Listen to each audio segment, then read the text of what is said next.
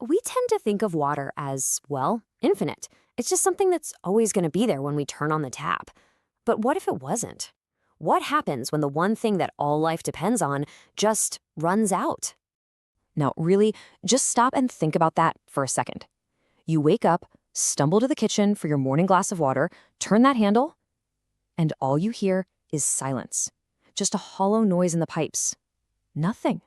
Right away, the most basic, most primal need you have can't be met. That simple glass of water is suddenly an impossible luxury. And it just spirals from there. Forget making coffee or oatmeal. Forget washing vegetables for dinner. I mean, all the basic little things that make up your daily life, they just stop. Because that's really what this comes down to, right?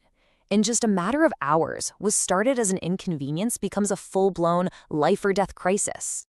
And here's the really scary part. This is not some sci-fi plot.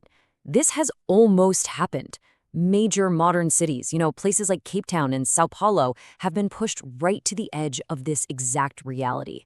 So, how does it even get to that point?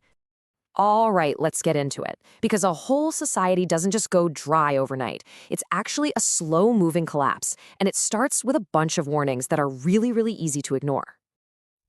At first, it's just little things. The government says you can only water your lawn on Tuesdays. Your water bill creeps up a bit. Maybe the tap runs slow in the evening. You see ads on TV telling you to take shorter showers. But while all this is happening, there's a really dangerous equation playing out in the background. Demand for water keeps going up while the supply is quietly shrinking. And if you don't break that cycle, you start barreling towards a critical tipping point. It's a term that got famous during Cape Town's 2018 water crisis, a name that honestly sends a chill down the spine of anyone who manages a city. Day Zero. And what you have to understand about Day Zero is that it's final. This isn't just another restriction, this is a total shutdown. It's the city officially saying, the system has failed, the water isn't coming to you anymore, now you have to go find it. And we're not talking about a few neighborhoods here. We're talking about millions of people. Just try to picture it. Your entire day, every single day, is suddenly about one thing: getting your family's water ration. You're standing in line for hours at these central collection points, hauling heavy jugs back home. Life as we know it it's over. Survival becomes your full-time job. But the impact of Day Zero goes so much deeper than personal hardship. The lack of water sets off this catastrophic chain reaction, a domino effect that can bring a whole country to a standstill. It's easy to forget that our entire civilization is literally built on water. It's not just something we drink. It's the lifeblood of our food system. It cools the power plants that keep our lights on, and it's a critical part of pretty much every single industrial process you can think of. So this is where those dominoes really start to fall, fast. First, the farms dry up, food production just collapses, which means shortages and insane price hikes. Then, all the businesses that need water have to close, triggering mass unemployment.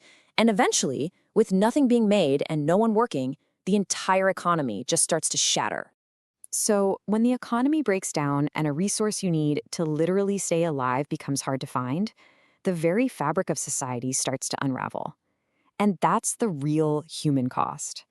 The logic here is just brutally simple.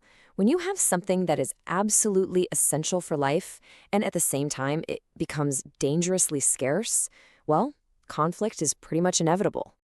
You start seeing people fighting over their spot in line at the water trucks. Tensions explode between different communities, between the city and the countryside.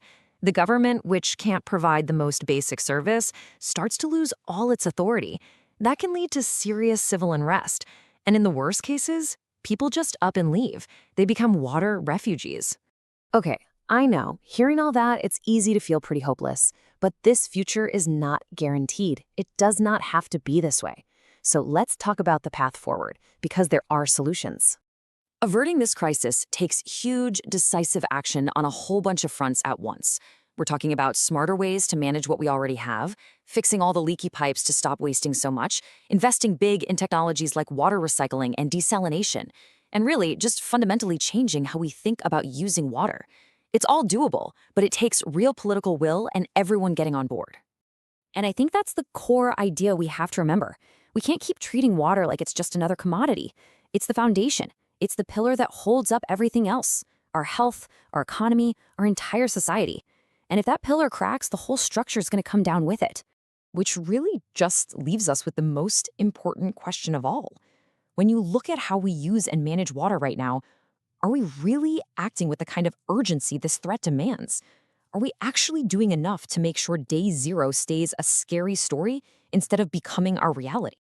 If this breakdown made you think a little differently about the water that comes out of your tap, do me a favor and hit that like button to help spread the word.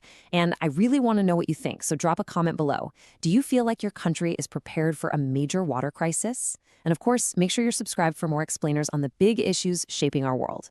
Thanks for watching.